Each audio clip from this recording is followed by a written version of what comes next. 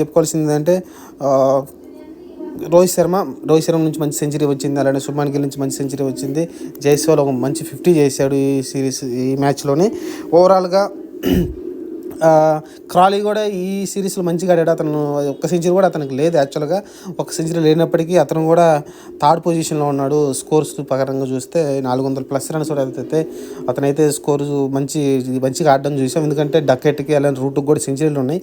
అయినప్పటికీ క్రాలీ అయితే అతనైతే ప్రతి మ్యాచ్ కూడా 50 చేయడం చూసాం. ప్రతి ఇన్నింగ్స్లో కూడా మంచి 50 చేయడం చూసాం.